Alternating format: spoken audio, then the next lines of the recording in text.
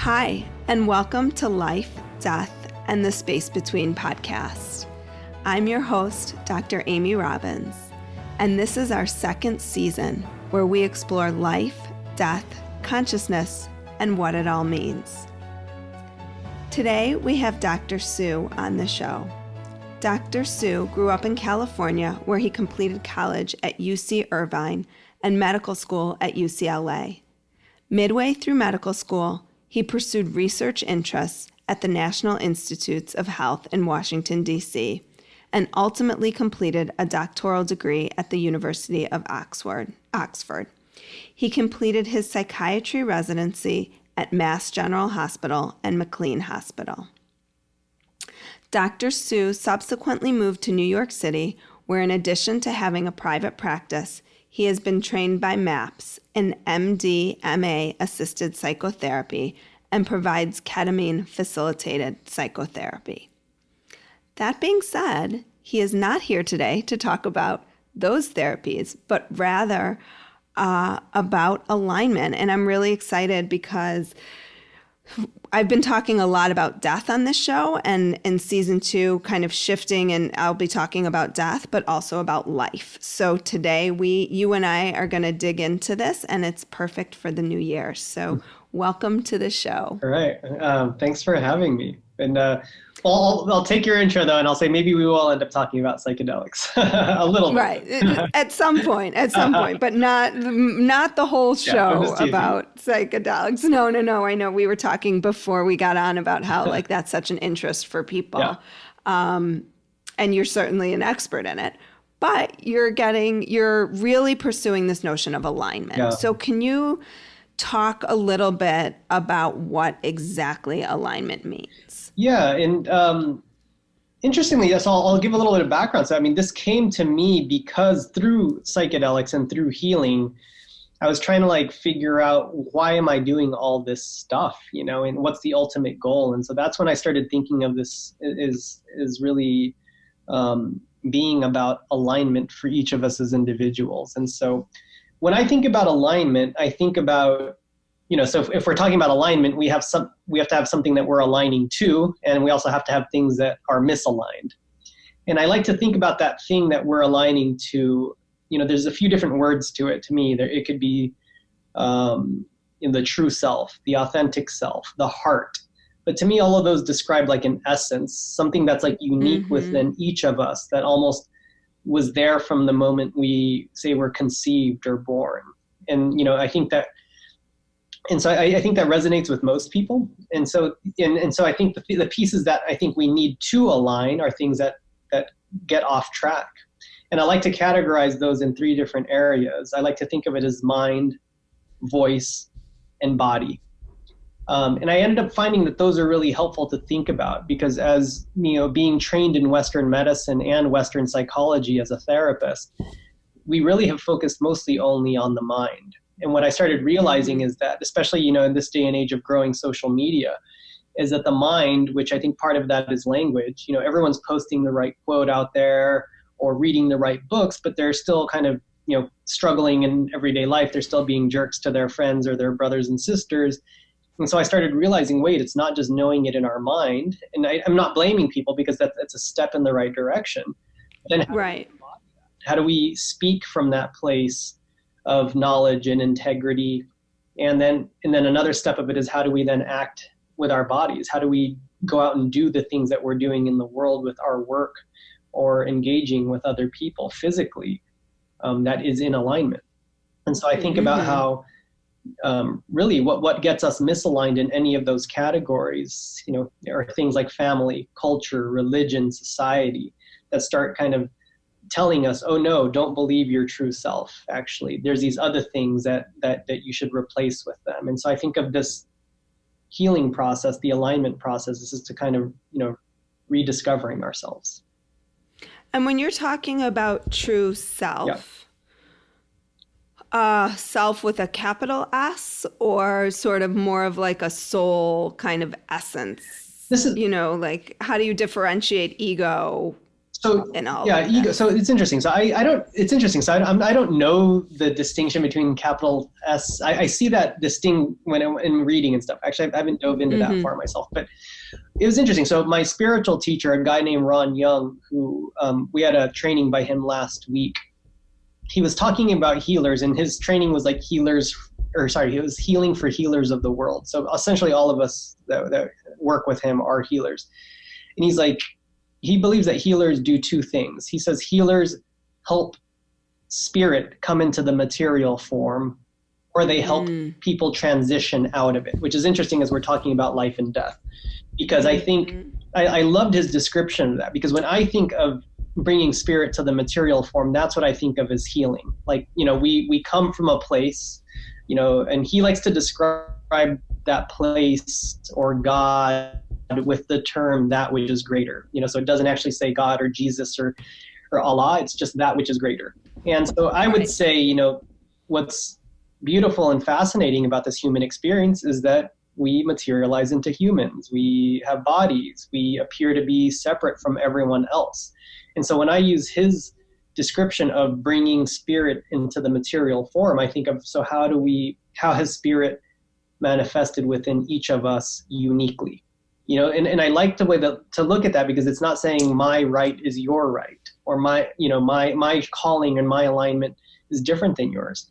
It happens to seem that, love is at the core of all this, but we each manifest that differently with different gifts to the world. And so that's the kind of a long-winded answer of saying what I think of as the self, kind of the expression of spirit within each person. And so how can you give an example of how you would sort of align mind, voice, body? Like what would that look like? Sure. I mean, I know it's not simple, right? Because we do complex work. It's complex. I actually, interestingly, the way I think about healing, the more experience I have, both healing myself and healing other people, is that it seems simpler and simpler, honestly, like, which feels good in a way. So an example that I think about recently, something that happened to me. So I was, one of the things I'm really working on right now is dating. And just a little bit of background, yes, I have long hair right now. I have piercings. I wear jewelry, but, I work with psychedelics, but I'm 39. At 33, I hadn't really ever done any drugs. I'd tried marijuana like 5 times. And a lot of that was a result of me being raised Jehovah's Witness. Meaning, like, I was not the type of person who was out there partying, etc. I'm not Jehovah's Witness anymore, and I haven't been since my mid-teens. But in terms of, the example I'm going to give with dating, Jehovah's Witnesses, like many other or other Christian religions, will say that, sex before marriage, masturbation, etc. is evil. You're going to go to hell. And so, a distinction between mind and body, for instance, is that my mind now, as a 39-year-old adult who's been in psychotherapy, doesn't believe anymore that I will go to hell if I have sex before marriage, but my body in a way still holds the history of that trauma, meaning like, will I be able, and so does my voice. Like if I'm out, whether it's in a subway or some sort of social gathering, I see a woman that I find attractive and I feel energy towards and I want to just go talk to. There has been like a hesitation in my body to even go talk, or I've noticed that my voice will drop. And so I was on this date like a few weeks ago, or actually no, now it's been a couple of months, where I was excited to meet this person, and I definitely felt an energy, and there was like, a real connection in the conversation. But then there was a next step where it felt like there was an opportunity where I could have said something like, hey, I'm really interested in you. I wonder if do you think of me romantically in any way? I wonder if you might be interested in like dating or something. But because of fear of saying that or feeling that it was the bad thing, this is all happening pretty unconsciously. Right, I didn't take that. And then we got into a conversation about like, how many brothers and sisters do you have? Like, oh, how long have you lived in New York? Like, and I was seeing my voice veer from what my heart wanted to do. So in a way, that's like the misalignment of the voice and the mind. And then my body also, I became more nervous. I became more tense. I was crossing my legs. My voice became less deep.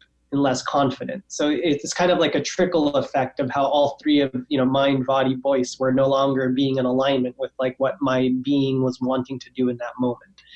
And so that can also kind of demonstrate perhaps, that each of those can kind of even they're all very related, but they can be different levels of healing also, right? So in the beginning for me, it was realizing, oh yeah, the mind part. Yeah, so I don't believe anymore that I'll go to hell. But then the voice also, like, can I speak with integrity? What happens if, what part of this is being fearful that this person's not going to be interested? And then, so all sorts of things. So that's kind of one example of Okay, that's much clearer. And then how do you shift that, right? Because it's I don't know what types of therapy you've been in. I was in really long-term therapy for a really long time.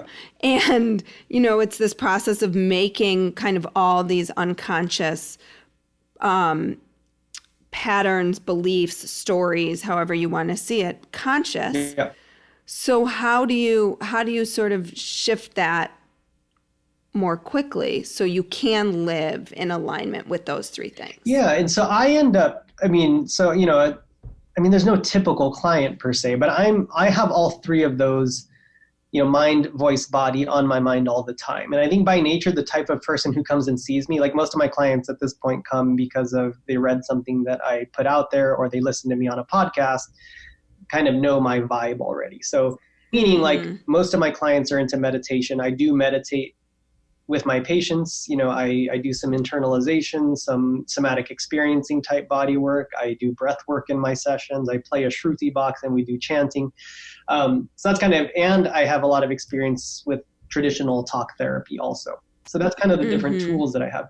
But, it's really just meeting the person where they're at and depending on which issue that they're struggling with. I think not by surprise, most people are in here discussing relationships. And so really it's looking at, I've been with this person or that person for X amount of time, where, it's been really rough and we're trying to work through it. But, say like, is one with that person because of comfort, because of it's less scary than being single and putting yourself out there and finding more people, so it's really, and if that's the case, it's really about, okay, so what is this person doing for you? Like, is this in alignment with what you want?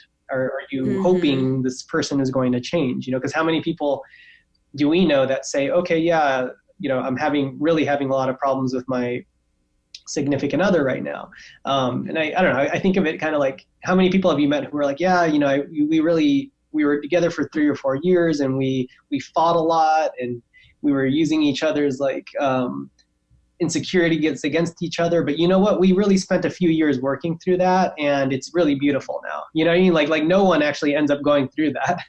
But how many people do we know that are in relationships that are like that, where they're hoping it's going to be different, that, okay, no, this was the last fight, that was, and then it's just people maintain themselves in these cycles. So part of it's kind of showing the pattern of behavior that they are contributing to. So, and then another piece is like, showing people that, okay, well, you're very much in control of that pattern and you're creating it. And that's a pretty big step for people. I have a mentor who says, if you do it, you dig it. Meaning, because people will come in here and say, oh my God, well, this is happening. But really it's saying, look, you have essentially full control over the situation and you're keeping yourself in it, which that in itself tends to be a big, the way I work with people, like I ended up introducing that to where it's not like painful to where they're like never going to show up again, but it's right. No, I totally get it. But I tell people like, look, but being able to own that actually tells you that you are also in full control of changing this for yourself. Because if we're saying the problem is that person or this friend or that lover, it disempowers us, because then it's saying, oh, that my happiness is out of my control. So it's kind of a double-edged sword sort of thing. No, I like that. If you dig it.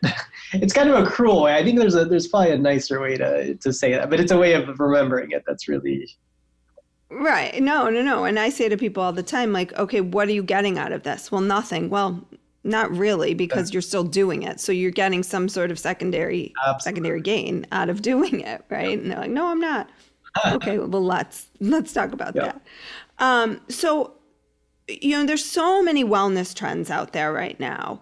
And I think to your point, like not everybody, I don't want to make assumptions, but people tend to be perhaps dabbling a little bit here, dabbling a little bit there, but then not really doing anything to actively embody and align with those. What do you recommend for people? I think, I think they're just, and it's part of what we were talking about is realizing how much agency we each have to manifest the reality that we want. Again, because there's a safety or a protection to saying the answer is outside of me. But again, it comes with the reality that then, again, all of our healing we're saying is dependent on something else. And I think, so, finding the right spiritual teacher, the right book, the right method, again, can feel very safe. But I think each of those hits its limit, right? I don't, to me, it's like, if I find a teacher that says, this is the way it's done, just follow me and you will find your healing, I'm like, that's a huge signal to just walk the other way. Because, the teachers I've respected the most, or the healers, are the ones that are really saying, look, I'm just facilitating you and your own healing of yourself. And that's why I like the way I think about the alignment piece, because I'm like, this is up to you. I can't tell you. Like, I'm a type of therapist that I was taught by one of my early supervisors, like, don't give advice. He's like, the only time you tell anyone what to do is if they're physically or sexually being abused and it's dangerous. They're like, otherwise you help people figure out what they want to do, or it's just not going to stick. And so that's the way I think of my work with people, is really, I just go into it being like, I think I have a good sense, but I don't know. In the end, it's really about this person. And so it's really about building a trust for yourself. And so I think all these methods can, most of them can be helpful, but just don't get lost in any one of them. And use them as tools. Yeah, really just seeing them as tools. And that we're, and I like terms like remembering who we are, or relearning who we are. It's not like we're trying to discover something that we don't know. Again, the essence of this true self, the authentic self, is that we were born with it. And it's really about unlearning the stuff, again, from culture, family, religion, that has clouded all that. But it's really just about, and what I like about that also is that it's, people, I think, can also get in this cycle of trying to heal. I'm trying. But, the same mentor that I was thinking about that gave me that quote would say something like, okay, well, he gave me the example of a cup of water, and there was a cup of water next to me. He's like, well, try to pick up that cup of water. And what I did was, like most people, I like grabbed the cup and he's like, no, he's like, try to pick it up.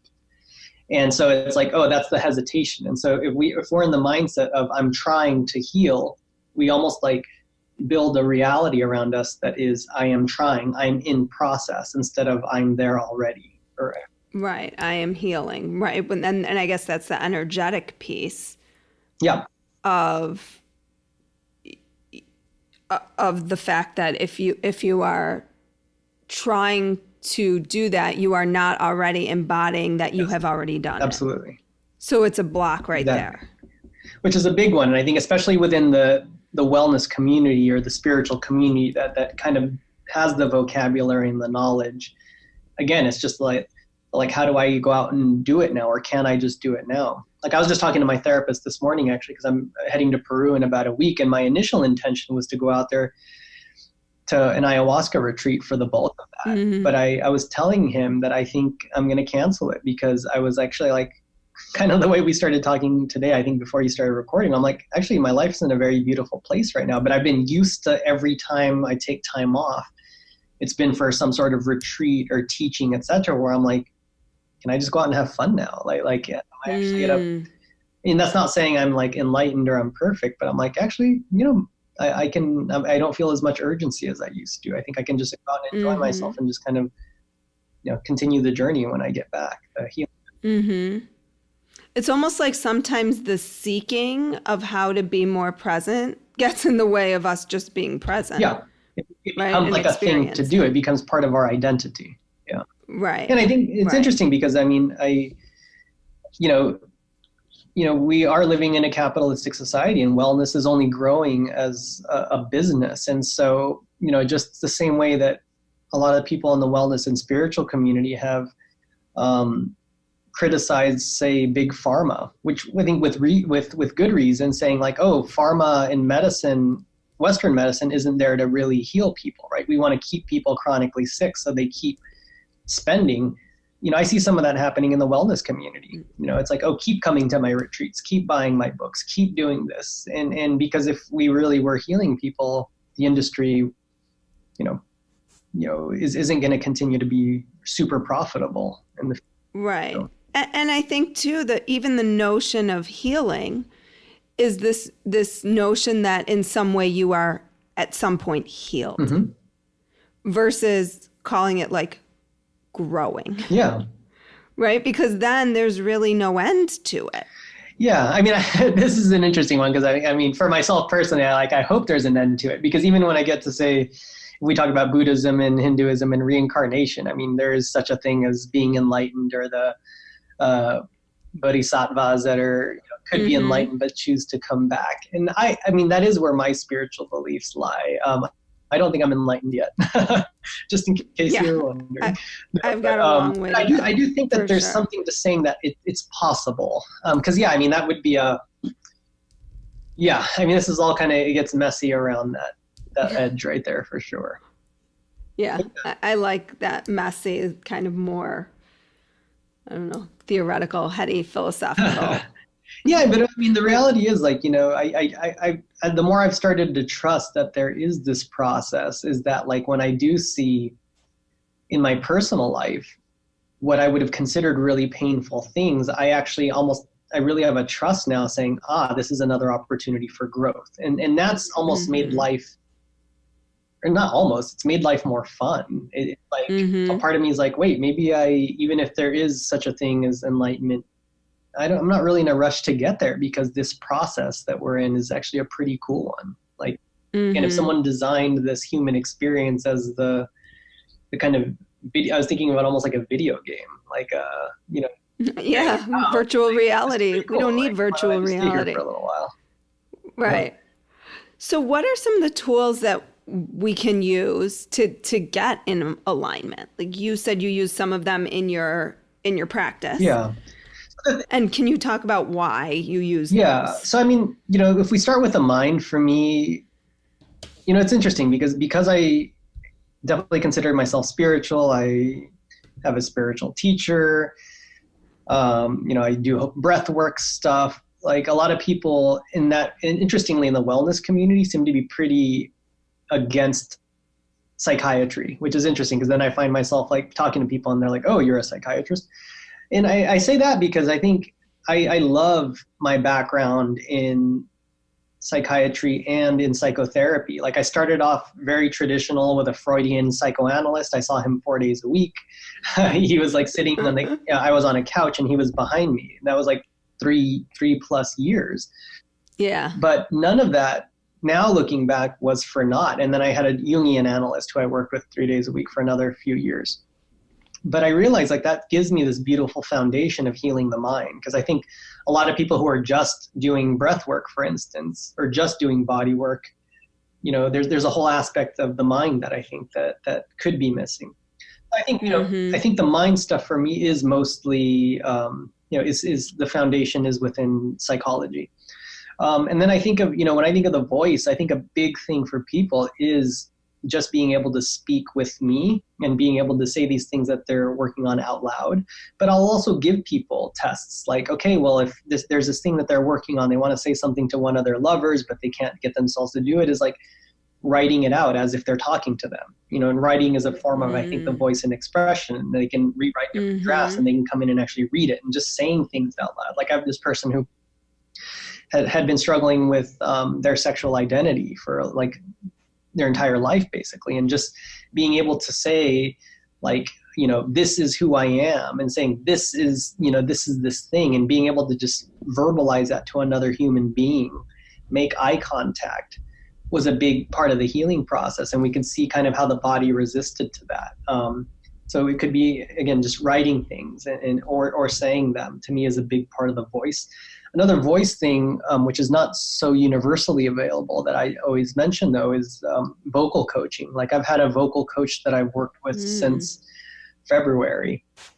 And she, I went into it just because I was doing more like public talks and podcasts. And I was like, oh, I just want my voice to sound better. But it ended up being one of the most amazing connections I ever made. And she got me into chanting and chanting these things called bija mantras, which are these ancient mantras that can activate the different chakras. And they actually open up the body physically.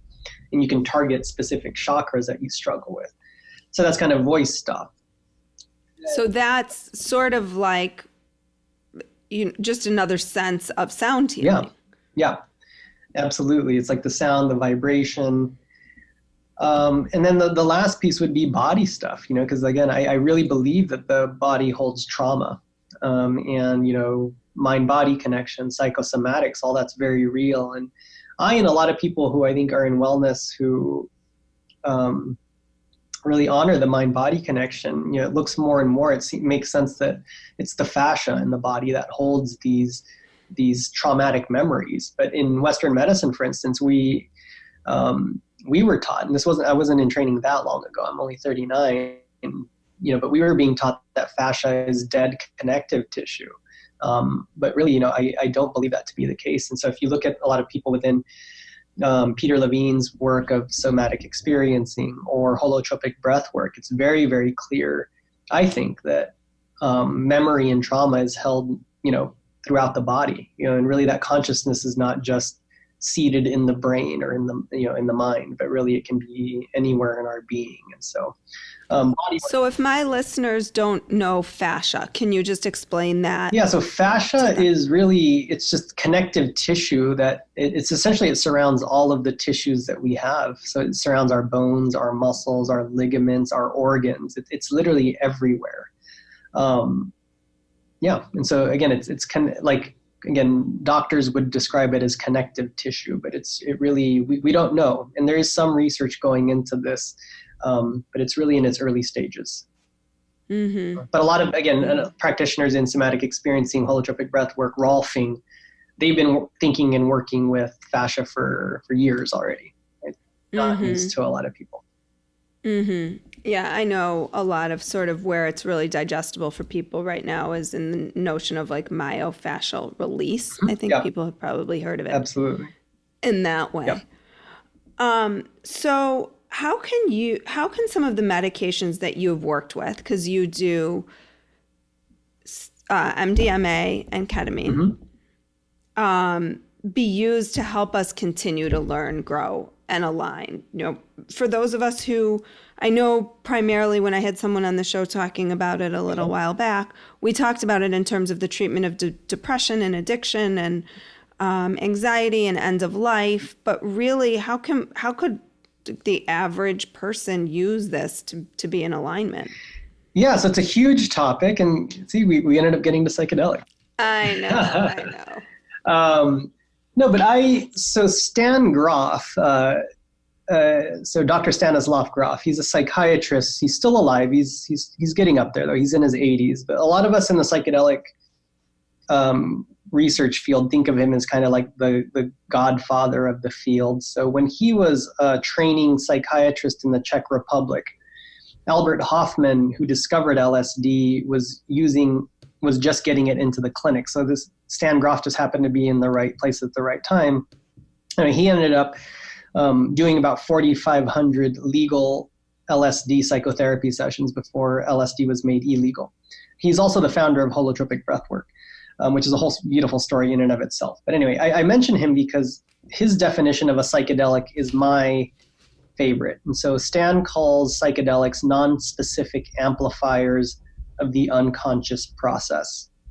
And I love that because there's all these people who are like, oh no, the psychedelic means this and entheogen means this and blah, blah. But really what I like about Stan's definition, it's basically saying it opens this thing that we already have access to, and it's kind of in an unpredictable way. It really depends like on the person, what dose, what time and place for the person. So if you or I were to take, 100 micrograms of LSD today, we would have a very different experience if we took that exact same batch in a week or in 6 months.